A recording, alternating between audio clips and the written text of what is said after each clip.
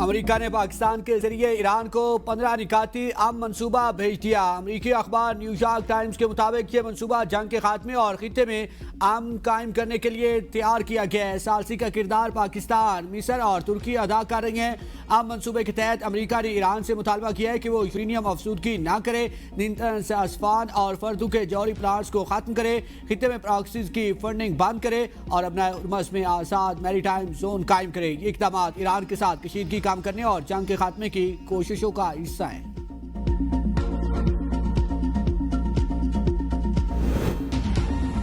پاکستان، امریکہ، ایران جنگ کے خاتمے کے لیے بامقصد مذاکرات کی میزبانی کے لیے تیار۔ امریکی نائب صدر جے ڈی وینس مذاکرات میں شرکت کے لیے پاکستان روانہ۔ امریکی میڈیا نے دعویٰ کیا ہے کہ اسرائیلی وزیر اعظم نیتن یاہو سے ٹیلی فونک رابطے کے بعد جے ڈی وینس مذاکرات میں امریکی وفد کی قیادت کریں گے۔ امریکہ کی جانب سے اسٹیو وٹکوف، جیریڈ کشنر اور جے ڈی وینس شریک ہوں گے۔ مذاکرات میں ایران کی نمائندگی اسپیکر ڈاکٹر محمد غالباف کریں گے۔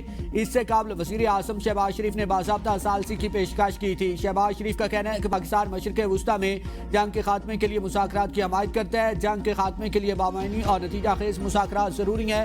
پاکستان جامع حل کے لیے مذاکرات کی سہولت کاری کو احساس سمجھے گا۔ وزیر اعظم کی مذاکرات کی ممکنہ میزبانی کے لیے ضروری اقدامات کی ہدایت۔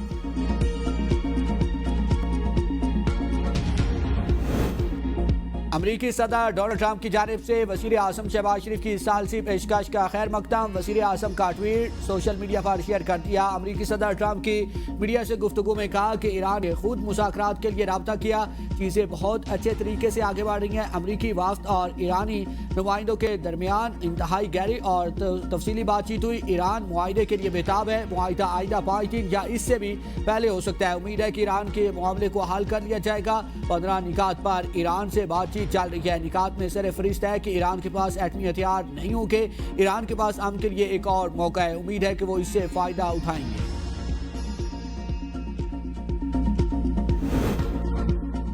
ایرانی سپریم لیڈر مجتبیٰ خامنہئی امریکہ سے مذاکرات اور جنگ ختم کرنے پر تیار ہو گئے۔ اسرائیل اور روسی میڈیا کا دعویٰ، کہا مجتبیٰ خامنہئی نے ایرانی شرائط کے تحت جنگ کو جلد ختم کرنے پر اتفاق کر لیا ہے۔ ایران نے جنگ روکنے کے لیے 6 اسٹریٹجک شرائط پیش کر دی۔ ذرائع کے مطابق اولین شرط جنگ دوبارہ شروع نہ ہونے دینے کی یقین دہانی ہے۔ دوسری، خطے میں امریکی فوجی اڈوں کو بند کرنا۔ تیسری، جارے کو پیچھے دھکیلنا اور ایران کو ہر جانے کی ادائیگی ہے۔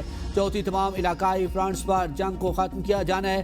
پانچویں، اپنا ہرمز کے لیے نئے قانونی رجیم پر عمل درآمد کیا جانا ہے۔ اور چھٹی شرط، ایران مخالف میڈیا آپریٹیوز کے خلاف قانونی کارروائی اور انہیں ملک بدر کرنا ہے۔ یہ جنگ اسرائیل کی ہے، قیمت پوری دنیا ادا کر رہی ہے۔ ترک صدر رجب طیب اردوان کا کابینہ اجلاس سے خطاب، کہا کہ ہم اپنے لیے بچھائے گئے جال میں نہیں پھنس رہے اور ہم پرعزم ہیں کہ آگ کے اس دائرے سے دور رہے۔ یہ نیتن یاہو کی بقا کی جنگ ہے، لیکن اس کا بوجھ 8 ارب انسان اٹھا رہے ہیں۔ خطے کے عام اور انسانیت کے مفاد میں نیتن یاہو کی قیادت میں چلنے والے قتل عام کے اس نظام کو فوری طور پر روکا جانا چاہیے۔ امریکی دباؤ، لبنان نے ایران سے سفارتی تعلقات منقطع کر دیے۔ ایرانی سفیر کو 24 گھنٹے میں ملک چھوڑنے کی ہدایت۔ ایران سے اپنا سفیر بھی واپس بلا لیا۔ لبنان کے وزیر خارجہ کے مطابق یہ فیصلہ بیروت کی خود مختاری کو مضبوط کرنے کی کوشش ہے، تاہم اسے مغربی اتحادیوں کو خوش کرنے کے ساتھ ساتھ اسرائیلی پیش قدمیوں کو بھی روکنے کی کوشش کہا جا رہا ہے۔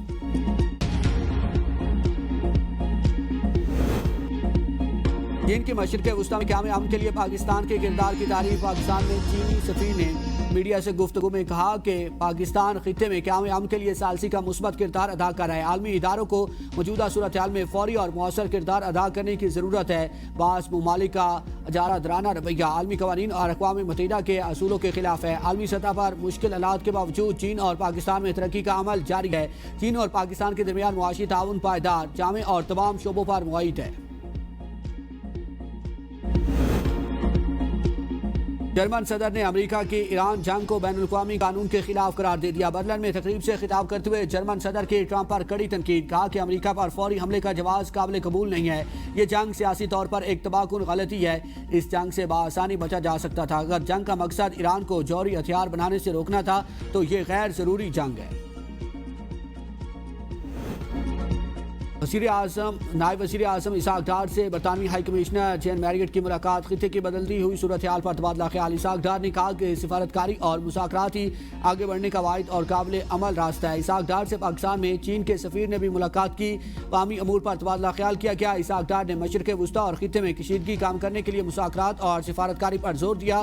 ملاقات میں سیکورٹی، اقتصادی روابط اور دو طرفہ تعاون کے فروغ پر بھی بات چیت ہوئی۔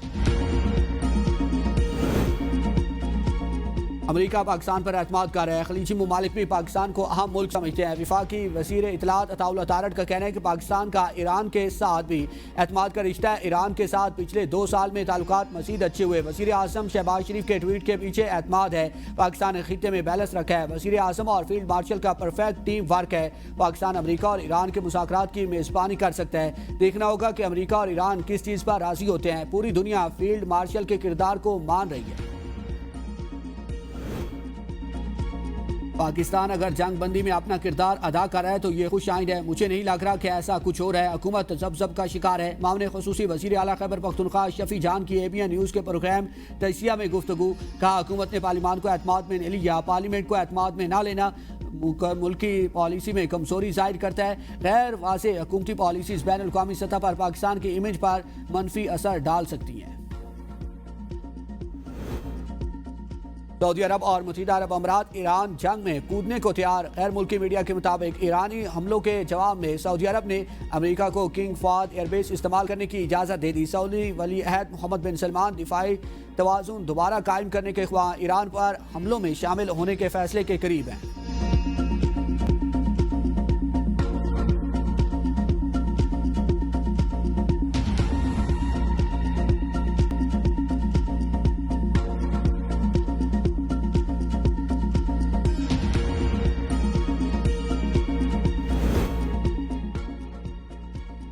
ملک پہ پیٹرولیم مصنوعات کے ذخائر تسلی بخش سطح پر موجود ہیں۔ وفاقی وزیر خزانہ محمد اورنگزیب اجلاس سے خطاب کہا کہ بر وقت منصوبہ بندی کی بدولت عالمی اتار چڑھاؤ کے باوجود ملک میں پیٹرولیم مصنوعات کی فراہمی مستحکم رہی۔ پیٹرولیم مصنوعات کی بلا تعطل فراہمی حکومت کی اولین ترجیح ہے۔ اس مقصد کے لیے مربوط حکمت عملی اور دانشمندانہ منصوبہ بندی جاری رکھی جائے گی۔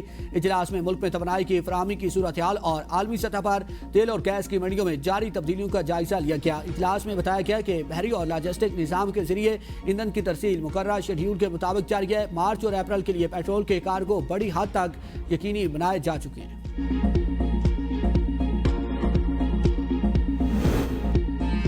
عوام پر پھر پیٹرول بم گرانے کی تیاریاں۔ پیٹرول 55 روپے، ہائی سپیڈ ڈیزل 75 روپے فی لیٹر تک مہنگا ہونے کا امکان۔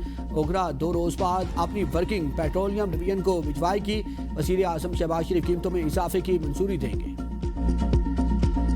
ہونے کا انکشاف۔ ایران پاکستان آنے والے بحری جہازوں کو اجازت دینے پر رضامند۔ غیر ملکی خبر ایجنسی کے مطابق ایران تیل لے کر پاکستان آنے والے 3 بحری جہازوں کو اجازت دینے پر راضی ہو گیا ہے۔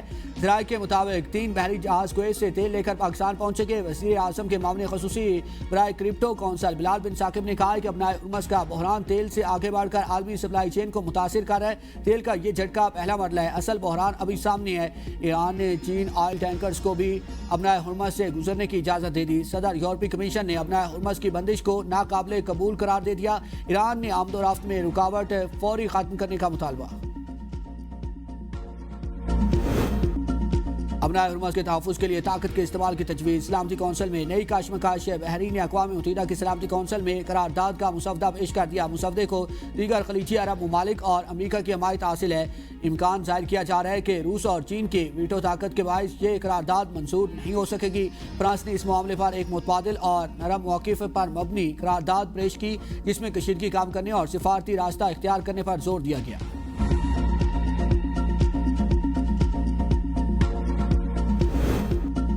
بھارت کے متصب عدالت نے آسیہ اندرابی کو عمر قید کی سزا سنا دی۔ آسیہ اندرابی کو دہشت گردی کے مقدمے میں عمر قید کی سزا سنائی گئی۔ بھارت کی دہشت گردی کی خصوصی عدالت نے آسیہ اندرابی کی 2 خواتین ساتھیوں صوفی فامیدہ اور نہیدہ نسرین کو بھی 30 سال قید کی سزا سنائی۔ آسیہ اندرابی دختران ملت کی سربراہ تھی۔